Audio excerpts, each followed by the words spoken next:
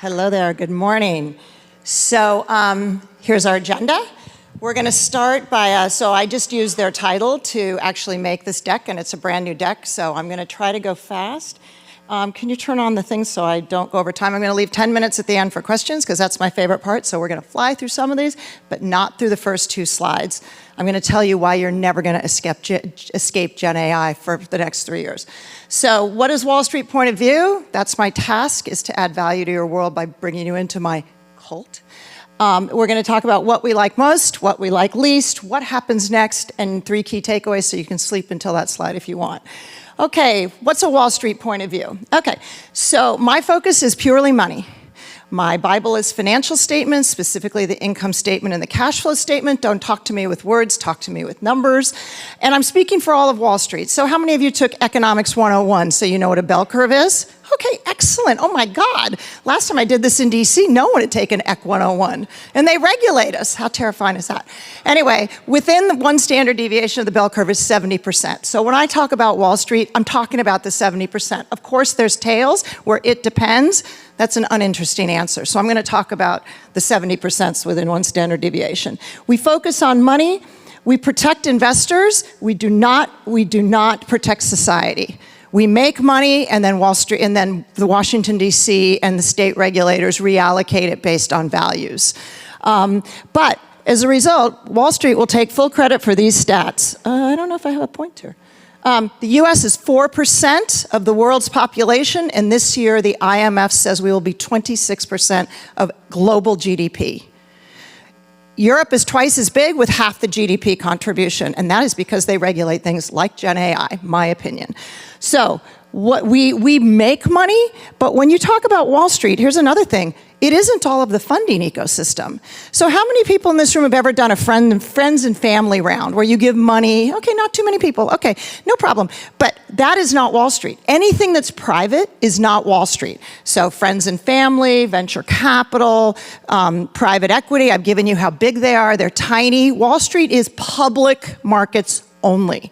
It is the 50 trillion public equity market. It is the 50 trillion bond market. That is what we're talking about when we talk about Wall Street, which means these are big companies with good control systems, with excellent, like you can't be a big public company and not go bankrupt if you don't know what you're earning. So that is what Wall Street is. Market has liquidity. So the market liquidity is what we bring to bear, which means people demand a lower return on capital if they can sell the shares tomorrow, but it only has value if you sell it.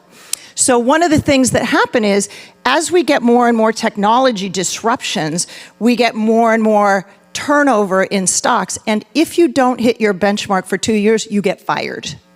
This is a business where we fire people. Everybody gets paid to make money, because what we're trying to do is, if you give us money, we want to make sure you can retire. That is our day job. So if you don't beat, and by the way, if people aren't beating your benchmark in December, you should move your money to Vanguard, because they charge 1/8 of a point, and you should not be paying an active manager if he's not beating the benchmark, the S&P, the growth equity index, the international index, pick a benchmark. No money manager can survive 2 years without beating his benchmark. That gets harder when year to date, the S&P is up 20%, but the S&P 493 is up 7, which tells you 7 stocks like NVIDIA are 3 times as value, have come up 3 times as much as the 493. So it's harder and harder to outperform because the market's gotten narrower. Let's talk about Gen AI. This is the lead. We're not going to bury the lead. The reason you will be unable to escape Gen AI is this slide. So 1970s, everybody in this room pretty much was there. We went from the IBM mainframes that took up the size of this room to the personal computer. It created Microsoft. That was the consumer-facing $3 trillion company that revolution created. Then we got the internet, created $2 trillion companies, Amazon, Google, Meta. Then we got mobile, that created the world's most valuable company called Apple. At least today it's slightly bigger than Microsoft. But anyway, and now what Wall Street's looking for is the Gen AI. And regulators are worried it's going to be Google or Microsoft. It will not, because they are not consumer facing. Wall Street is putting $100 billion into the backbone infrastructure of Google and Amazon, and we're just screaming at them because they are, and Meta. and OpenAI, Microsoft, OpenAI. They are building the backbone, and they will charge a tithe. They will charge 10%. But 3 years from now, when that backbone of servers, which are going to take nuclear power plants to cool these servers, they run so hot, you got to have kids drop out of Stanford and Harvard and create the next thing that is Facebook or Google or Amazon. We don't know what the killer apps will be on the backbone of these large language models. Today, Wall Street is funding the building of the large language models. How many people in this room have ever used Gen AI in any form? Okay. How many people use it daily? Okay. Actually, it's about the same as the regulators. All the regulators wanted to regulate it. About 25% actually used it every day. It's about the same here. About you guys probably don't want to regulate it. Thank goodness. Okay. So this is the thing. If you're a money manager and a company is in the public market and doesn't have a Gen AI play, they are selling your stock. Because what they know is there will be I think it's $6 trillion, but there will be a $3 trillion winner with this next generation of AI. The winners today are the big infrastructure companies. Although we're screaming at them, their stocks are still outperforming. Those like NVIDIA, like these narrow Gen AI play. It's going to get harder and harder to raise capital if you're not Gen AI. Those are my slow sides. We're now going to race. What does Wall Street like the most about streaming? Let's do that first. You guys are all experts at this, so am I. So you're going to recognize a lot of these things. But I'm going to tell you what Wall Street, from our point of view, the money side, likes the most about streaming. One, you know this. Consumers are taking, we're going to talk about consumer demand. Wall Street believes consumer demand leads money. And really, we only care about the money in the end. So this is what's going on from TiVo. This is what's going on with consumer demand. Consumers demanding more channels, both free and paid. Strong demand, we have this assumption. Again, cult. One of our assumptions is money follows consumer time spent. That if you look at how consumers allocate time, over 3, 5, 7 years, money of some form will follow. So consumer time spent, traditional TV viewing down, digital viewing up. You guys know this. Similarly, here's consumer, CTV is taking share of time. CTV and video are taking share of time. Did I go backwards? Yep. Here, this is also about dual revenue streams. So one of the things Wall Street hates, capital H, is a single revenue stream business model. Because our worst nightmare is to own an app like Facebook, which is 100% ad-driven, and open the Wall Street Journal when you get to work in the morning. It says ad blockers have just been allowed on the iPhone. Like, that's a nightmare because every stock's down 30% on that day. So the way Wall Street deals with that is if you have a second revenue stream, we give you a higher multiple because now you can't take the business away overnight. You have downside protection. Better if you have three revenue streams. All of portfolio theory in my world is predicated that diversification lowers risk. So the more you diversify your business models, like if you have cloud business and an ad business and YouTube, which is video, we like that more than if you're a pure play iPhone company. That feels riskier to us. So this is about that. This is about money moving from 100%, streaming used to be 100% subscription or 100% ad-driven. We hate both of those. We like it better when companies have dual revenue stream business models, and we mark them up for that. We give them a higher valuation multiple. Okay, fast. So, I think fast is much more controversial in my world than it is in yours. First of all, I think the willingness by investors on Wall Street to invest in the streaming ecosystem generally is falling because we are looking for applications of generative AI because we sort of think it changes everything. But anyway, so streaming, fast, okay. Free, I like Colin's 2 points. I like the fact it's free. I like the fact it has consumer demand. But if it doesn't have a Gen AI play, its cost of capital is going to be going up over the next 3 years. And anything with generative AI's cost of capital is going to be going down, which is sort of a proxy for relative valuations. Okay. We do believe in tipping points. We believe that there's a certain point where suddenly things accelerate. Look at streaming here. Streaming is now 41% of viewing, so it's sort of almost at the combined cable and broadcast mix. I thought the trend was really interesting because broadcast has been really flat, so it's been sort of a beneficiary of the shift to streaming. You guys probably know that too, but streaming has been taking share of consumer time. Okay, and then I really want to talk about money. Right, so here's the money. This is what Wall Street likes most. Well, we care the most about these slides, which are the money slides, but we do believe that consumer demand leads. So the total media spending this year in America is going to be 389, round numbers 400 billion. Digital is 2/3, right, 300, and traditional basically 100-ish, or 3/4 actually. And then you can see, like, here's the breakout. So money moving to digital at the speed of light. You guys probably know that, but these are the actual numbers, and this is updated. This is eMarketer in March. All these new, I did these slides specifically for this, so they're all recent 2024. More money. Digital advertising is growing 10.6%.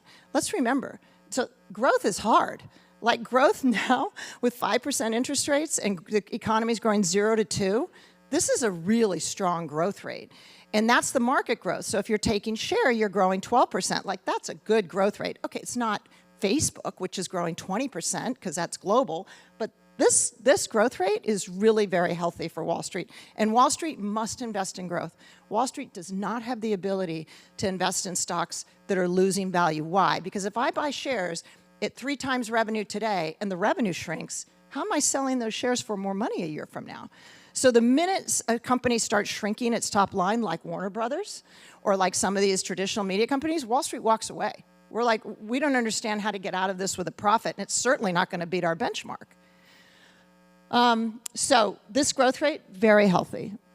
Okay, CTV taking share. So this is the eMarketer numbers. Just to show you, I would say that most analysts like myself think that this CTV growth rate, where they're showing sort of share creeping up, is wrong by half. We disagree with this. And said another way, if you believe, as I do, that there is information inherent in share prices, this chart of eMarketers will be wrong. Because Wall Street believes the growth rates of connected television will be 2 times faster than eMarketer is projecting. Otherwise, all the stocks are mispriced, right? And remember, financial theory tells you you must ignore sunk costs. So whatever you invested yesterday must be ignored today. Wall Street only looks forward the next 3 years and then bakes trades based on, and all of trading on Wall Street is a zero-sum game. Somebody's right at the end of the day, and somebody's wrong at the end of the day. Every trade somebody makes is a zero-sum game. So the best money managers keep their job, and the ones that do not get fired. Okay, so SVOD, AVOD, FAST, dual revenue stream business models. Today, we love that. Connected TV, you see the share gains. You guys know this is taking share. Love this, love this, love. Money, RMNs. Okay, so we want to talk about RMNs. So RMNs, Wall Street loves. We love data. We love retail media networks. And this is about closing the loop. So the big issue that Wall Street's dealing with today, or one of the interesting things I think we're talking about today, is the future of connected television, is the future of actually advertising linked to actual purchase. That there's been, as you guys all know, this criticism of Nielsen that it doesn't do a good job. And what better job than Amazon.com, where you buy an ad, a CTV ad, on Amazon Prime Video, and Amazon will give you the actual purchases online only on their site of, the 2 weeks after you bought your ads and the 2 weeks before. Like, that's a cool mousetrap. And when Walmart is allowed to buy Vizio, what happens next is Walmart's going to say, buy a CTV ad on Vizio, and we, Walmart, will tie it to online and offline sales at Walmart. Whatever that CPM is will be a premium to a Netflix CPM or any non-retail media network CPM. And then, so that will be so the most valuable CPMs will be linked to an actual sale. Then you'll get the proxy metrics like a Netflix rated thing, and FAST will be below that. So we will have a new sheriff in town after Walmart buys Vizio, and both of those big companies are offering CTV ads without any measurement required, just as a proxy to purchase. I think Wall Street thinks that is where CTV ads are going. We also like it because guess what? It's a third revenue stream. I mean, you guys might think of it as advertising. No way. Where the world goes is somebody starts sharing in the commerce they make. Like Amazon shares because it's a platform. But of course, clever people are going to say, hey, we're not Amazon, we're Walmart. How do we take a share of the incremental sale and tie it to somebody's advertising? So that will become a third revenue stream that isn't advertising. So that's interesting. I don't know where that's going to come from because we got to get Walmart to compete with Amazon first, but I see that coming also. Okay, what does Wall Street, what do we worry about most? Let's do those slides. So there were 10 or 12 of things we like the most. I think probably none of them surprise you. I'm not going to tell you what we worry about the most. I think there's only 5 of these, but this is what we talk about the most on the streaming side. When people are short the streamers or they're not buying the streamers, this is what we talk about. This is what we hear the most. Are there too many competitors? So this chart done by Luma, which is a competitor of ours, they're a good M&A shop, Terry Kawaja, and it basically, the size of the bubbles are how big these companies are, some of these companies are that now compete in the media space. Are there too many? And are there economies of scale that small competitors cannot survive through? Is a real question we spend a lot of time talking about. The narrowness of the market. I just told you that if you underperform, not me, I give advice for a living, I don't manage money. But the people I call on, I only call on institutional investors that run billions, plural, of dollars, right? It's a $50 trillion industry. I probably call on 10 trillion of it, all in billions of dollars. They basically look at this chart and said, Laura, I can't buy anything that isn't a FANG, that isn't globally scaled, because look at the narrowness of the market. The tyranny of global scale, look at these numbers, right? So Google's 7 billion, and it's still growing 7%. Look at Meta, 64 billion, growing 13%. I just told you the overall growth rate's 10. It's growing faster, and it's huge. So one of the things that's happened with the internet that we've never had before in my career, we used to have something called the law of large numbers.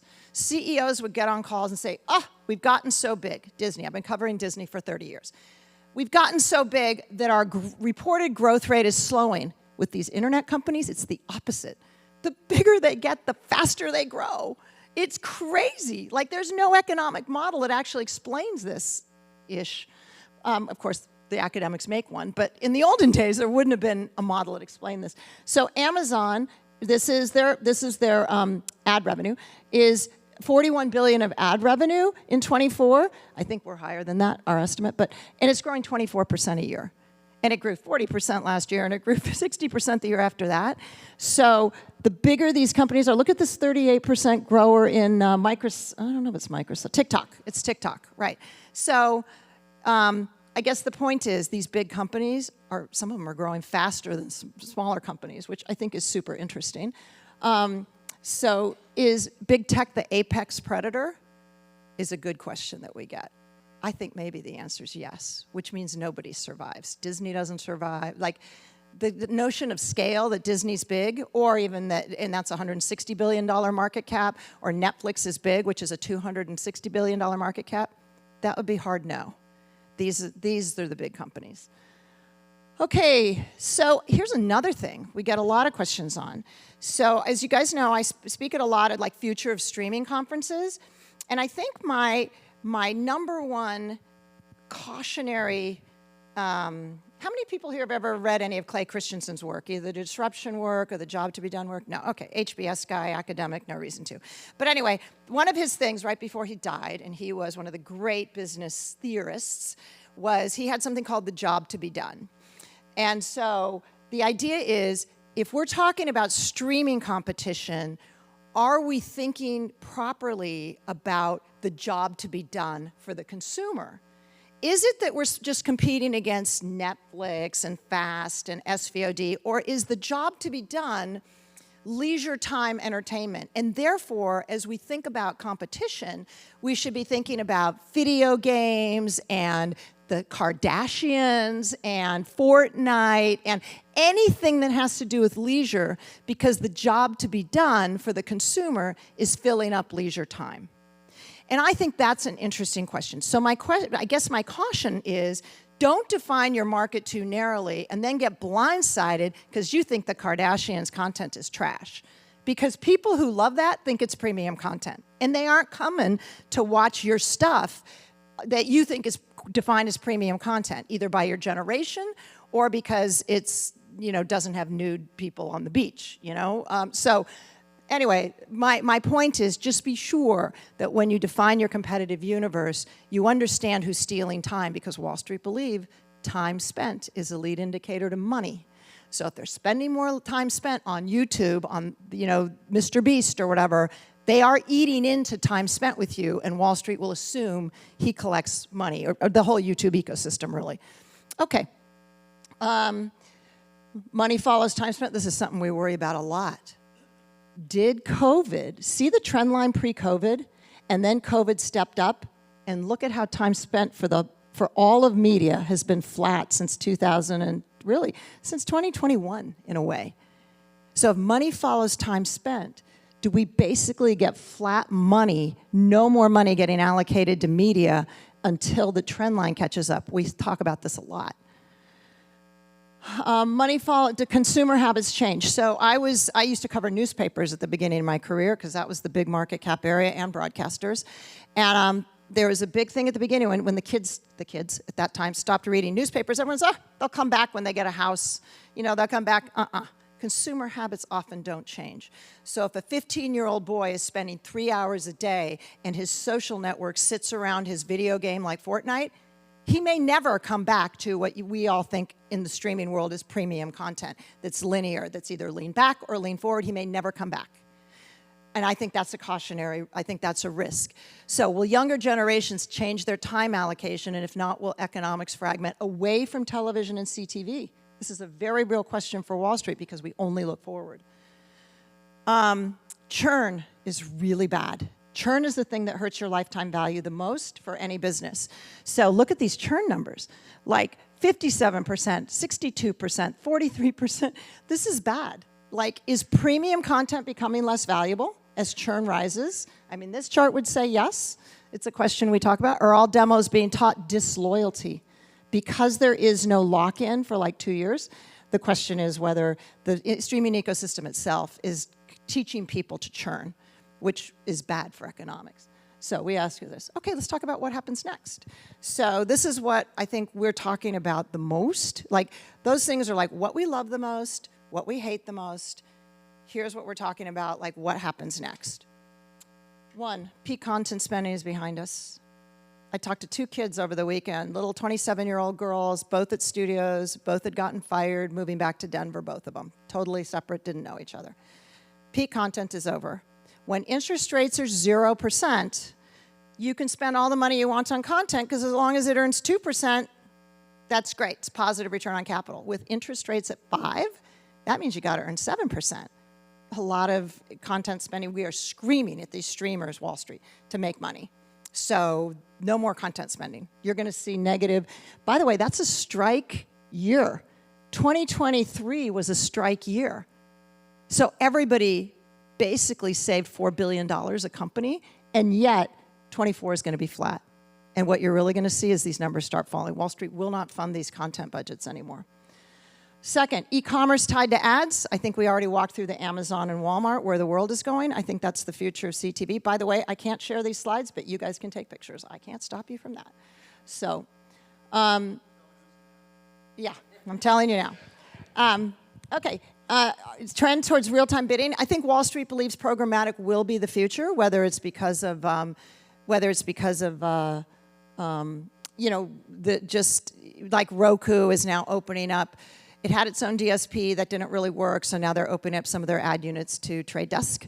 So I think that will, because they have a 50% fill rate still at Roku. So I think Wall Street believes that programmatic will fill some of this, solve some of this fill rate issue. Streaming wars, I would argue YouTube is one. Anybody who says Netflix won, I call shenanigans, YouTube won. And next, Amazon's going to win. So, good luck competing with these big guys that never need to make money. in streaming. They never need to make money on the NFL direct ticket or whatever. Okay, Gen AI, we started here, we're going to end here. This will not go away. I have companies today saying, Laura, we are using generative AI to write the first draft of code in our new product introduction, computer code, product. Our new product introductions are going to go from 2 a year to 3 a year because we're turning all of our software developers into editors. Gen AI writes the first code and they edit. We are going to accelerate our time to market for product innovations. The other thing I hear is, Laura, we're not using it for revenue yet, but we are using it for costs. And in the areas where it is applicable, and it is not applicable in many areas, we are saving 30% of costs. So guess what happens to American business? Doesn't really affect the content makers who are storytellers, who are people connectors yet, but anybody that's tech first is really is saving money and or driving revenue of Gen AI. Conclusions and top 3 takeaways. Okay, so this slide you want a picture of. Competition is shifting towards the FANGs. Global revenue streams. Okay, I need to explain this. We didn't talk about this. This is really important. So I think one of the things Wall Street believes is that local and national and regional media are dead, which means no more cable companies, no more broadcasters, anything that doesn't compete on global scale. Why? Because if you're Netflix and you can generate $4 of revenue from France and $5 of revenue from Germany and $1 from South Africa, you do not have to make the profit margin in America that Disney does, or Comcast does, better example. Comcast does, or ABC, the people who rely on the total addressable market of a country or smaller cannot compete with a globally scaled platform that doesn't have to make as much money from any one country. It drives everyone up out of business because it's globally scaled, gets revenue from global scale. So, MP content is in the past. Widen your gaze, the attention economy, what's the job to be done? Monetize leisure time. Don't forget about this, what you guys think is crappy content, because some of these kids think that's their version of premium content. Wall Street believes money follows consumer time. Generative AI might disrupt everything, everywhere, and all at once. I think we believe that. And said another way, we're so worried about it that those are the stocks that will garner capital because you cannot miss the NVIDIA or the Apple or the Amazon, or you get fired. Not me, them, get fired. If Disney, if you do, Disney's not going to hurt you. Just a non-Gen AI company isn't going to hurt you. It's not going to make you lose your job. You miss a Gen AI company, you will lose your job if you're a money manager. So I want to talk about this. So I was just a keynote speaker at a big regulatory thing, and one of the EU people, very senior regulator in the EU, say, no one person should have the right to affect an entire nation. I said, okay, so America strongly disagrees, so Mark Zuckerberg shouldn't have been allowed to make Facebook. He affects the world, 3.3 billion people a day, one person. Elon Musk, SpaceX, Tesla, they're not allowed to affect, national, he sort of has national relevance. But I'm like, America doesn't believe that. What America does is rush forward with technology, and when it runs into the negative attributes of bad actors, it creates industries to fix those, like cybersecurity.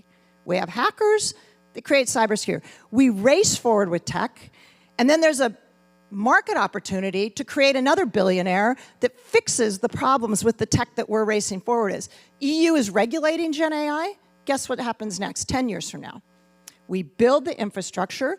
Somebody drops out of Harvard and creates 5 guys drop out of school and create 5 killer apps.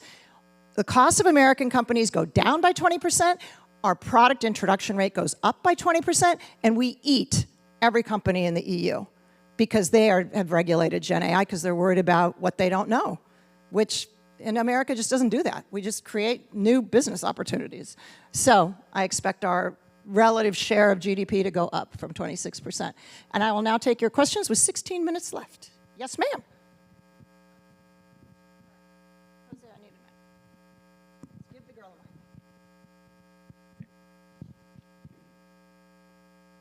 So two questions, but related. In your circles and discussions, I'm curious, what is their concerns about SB 1047 potentially becoming law? and impacting some of those AI companies in California. And then what is their take on the Google DOJ case happening right now as it relates to specifically the whole ad tech being disrupted potentially? Okay, so the second one, we're arguing that Google's worth more in pieces than it is together, because I think Google uses its bundle to make excuses to do shit work, because the search engine has like 90% incremental margin, so it just writes checks for all these businesses that are poorly run. So we hope that the DOJ breaks up Google, because then they're going to have to report to us, and we're going to be brutal with them, you know. So we hope they break up Google. That would be great. It'd make it a more fair competitor, and all their businesses would be better run. So with California, I don't know what SB, whatever you just said, is.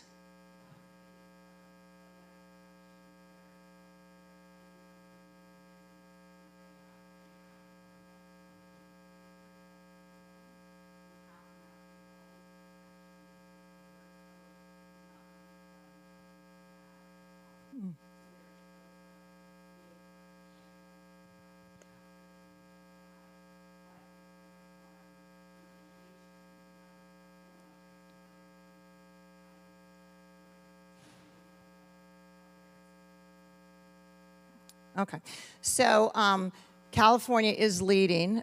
I would say that it's a bigger issue, that the federal government gets nothing done, so states are creating laws, and that creates havoc for businesses. I think Elon Musk is moving out of California. I think it is going to be hard for California. Anybody who uses Gen AI understands how powerful these are. It's going to be really hard to tell consumers, sorry, if you live in California, you can't use this stuff. So these companies should move to Texas, Florida, Austin, Boston, you know, Route 101, whatever. They should move, and then they should invite it, and then see what California does because we're a big state. So, you know, if it wants to act like the EU, it will lose people and businesses, and I don't know who's paying their taxes, because the entertainment business is getting less valuable. So I don't know the answer, but it'd be helpful to have federal laws. I just have sort of despair of those people getting anything done. What else? Yes, sir. Hi, Greg Smith, Dream Vantage. Laura, I'm curious you mentioned Trade Desk. They're getting into the CTV platform distribution, business, which is a big leap. I'm curious what your take is on that. Are they going to be successful? Are they going to stumble? And kind of a related question, and you put up Terry Quadge's slide there too. He was very public about like, why on earth wouldn't Trade Desk buy Roku for only $2 billion, which is kind of pocket change for these guys, to essentially kind of grease the skids to get into that business. Curious to get your take on that one as well. So Roku's $10 billion, Vizio was $2 billion. First of all, Jeff Green, who runs Trade Desk, is a visionary. He is also charismatic. He is a Pied Piper. He is a single product guy. His whole thing is our go-to-market proposition is we represent buyers only. We are not conflicted like Google, who they deem as their sort of sole competitor. Right. And therefore, the idea that he gets into anything with a channel conflict, which that would be if he bought Roku or Vizio, channel conflict, screaming channel, everything about his go-to-market. And this is a guy. This isn't just like some corporation that's like Apple, or sorry, Netflix. We're not going to do advertising. They do advertising. Like, those are corporate. This is a guy saying, I will never do anything to compromise you. Like, it's hard for a guy to go back on his sort of self-image versus a committee. So I don't see Jeff buying anything that would give him, he's never bought anything. And by the way, the regulators don't like it when people buy things, and they threaten to undo them, like WhatsApp. You know, they're threatening to take WhatsApp away from Meta, even though they approved it at the time. Jeff would be better off, he's so big, not buying anything, just building. Then the regulators can't touch you. But how do you think he's going to do, actually, launching this, let's say without a Roku then? Launching into the kind of essentially the tech platform business. You mean what he's doing for Roku or what he's doing for Walmart? Is that what you mean? Those are DSPs. Like no, I think they just made an announcement that they're basically going to get into the, it'd be essentially a Roku competitor. Oh, the OS. Yeah, I think he'll do horribly. I think it's a really hard business. It's a hardware business. Wall Street hates hardware businesses, so I don't expect him to be successful. Hi, Laura. Ken Campo, TCD. So we have a large library of content, and I've been getting calls from these AI companies that they want to take my content and scan it. And I don't know what RightSat is. I don't know what that is. Do you know anything about that? I know a lot about this. So did you see the Lionsgate announcement with Runway? Yeah, so Runway is a really cool product where you're going to be able to natural language say, give me a scene of a woman driving a Bentley through a Italian town, and it just renders a 10-second video. Then you decide you want a brunette, and she's going to be in a Porsche, and she's going to be going through a field, and it does that. They need to train that, and they need to train on real-life libraries. None of the studios can do it because of all their rights issues with their talent and their agents. So if you own 100% of your content, my opinion, this is a really smart thing to do. And if you're trying to come public, this is the only, like the Wall Street will invest in this, because if you have an AI link, the way Reddit does, if you have an AI link and you have AI deals, like done and done, because we want everything to have a Gen AI. And so I'd run for the money. If it was me, Wall Street, I'd run for the money. Absolutely. Let them help train their AI engines. What else? Yes, sir. I'll come back. Yeah. Right here. Here you go. So you drew the picture. You had the picture of all the different size companies and so forth. In this room, actually, a lot of those are represented from the very biggest circles to the very smallest circles. Around 2000s, early 2000s, there was a huge consolidation where Google and Facebook and others were basically buying everything. So do you see a consolidation amongst the smaller companies? Do you see these companies being gobbled up by the FANGs? Or do you think that they're just going to drive them out of business? So regulators will not allow the FANGs to buy anything, and they're trying to undo, market cap is bad. So every time, Facebook's hitting, Meta is hitting all-time highs, that the regulators are like, let's take WhatsApp away from them, which is now 10 years in there. And then when it gets to 500 billion, they're like, we can't be bothered with them anymore. So big is bad. They will not let these big companies buy anything, even small things. When Amazon bought MGM Library, where it had 0 assets, and it was $10 billion asset, took them 14 months for Amazon to buy that, to buy assets it didn't even own in a business it wasn't even in. So I do not think the FANGs are going to be allowed to buy anything. Now, my answer changes if we get a Trump presidency. If we get a Trump presidency, every single regulatory body must change its chairmanship, who sets the agenda, to a Republican. Then we might get a race of consolidation, because it's not just the FANGs that get injured by this. Disney, Warner, Paramount, they need to merge and cut costs because they're in a business that's shrinking. So they aren't allowed, they're too big also. So they're not allowed to merge under the current regulatory regime either. So I would say that depending on who's president is the answer to your question. I believe that if we have a Republican administration, we will get 100 mergers in the next 4 years, racing, because he can't be reelected. So now it's up for grabs. And if we get a Democrat, no more mergers. No mergers unless it's, I don't know, $3 billion or $3 billion buyer and smaller. I do think that the cable industry had a smart model where all the small guys got together, created a single buying unit called NCTC. That's a smart idea, where you have platforms with a lot of negotiating leverage. The way to fight that on the revenue side or on the data side is to get a charismatic leader that pulls people together and shows up at Roku and shows up at Amazon with a block and said, look, all 100 of us, which is 100 million viewers, aren't coming unless we get better terms or better data. That's what the cable industry did, the small guys. And that's, I think, the right way to solve that problem, because the big guys have more and more power. What else? Yeah. Okay, we're going to take one more. We are going to take one more question. I have 6 minutes. And then I want to remind everybody the cult of Laura Martin is continuing later on today at our breakout session. So Laura is going to be available for an entire hour to dig deep, and get into further details. Thank you, Laura. And one more question. Yeah, you had a great slide. First of all, great presentation as always. But you had a slide about the bigger you get in this new world, the more profitable, et cetera. There was a question on that slide. You may have just answered it with that NCTC comment, but it said, is there any advantage to being smaller in this new global world? And I'm curious what your thoughts are on that. Yeah, and I'll speak for Wall Street. That sort of ties to the question, are the FANGs the apex predators? Like, are they just putting... Look, advertisers have a lot of trouble with fragmented audiences. They really want 20 million people reach in this country. So if you don't have that, an advertiser sort of, you're not big enough, you can't target enough. But the data question is a real problem too, because data is the new black. Gen AI is all about data. So, and the promise, the brand promise of digital is that we would have better data than Nielsen. But it's not really true. So if it's not really true, that's why there's still $65 billion sitting in linear TV where there's no data. There's Nielsen data, which sort of is not really data. So I think sort of like CTV, like connected television, needs to solve the data problem to really then pull some of that $65 billion in.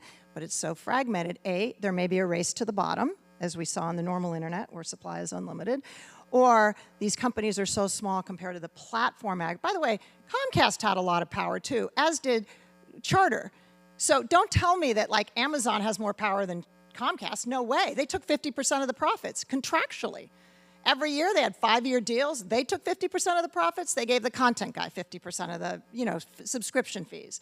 And then the content guys kept all their ad revenue. Not really true. They gave 2 minutes to Comcast. So these platforms don't have more power than Comcast and Charter and Altice and all the cable companies. They have the exact same amount of power, but they're bullies. They're bullies and they're globally scaled. So the power asymmetry is worse now because these are small, fast channels and these are big competitors and they don't talk. Like they just send you documents and you can never get a person. Whereas in Comcast, you could take the guy out to the Super Bowl and he'd give you a better deal the next time. It was people. That isn't really true here. So I think Wall Street worries that if data is the new black, then guys with more data have more value and that's a flywheel of value creation, that maybe time... This notion that money follows time spent maybe is giving way to money follows data, maybe. Like this would be a new idea, but that's what I'm thinking. Okay, I have to go. Bye. But I am in room 303 at 11.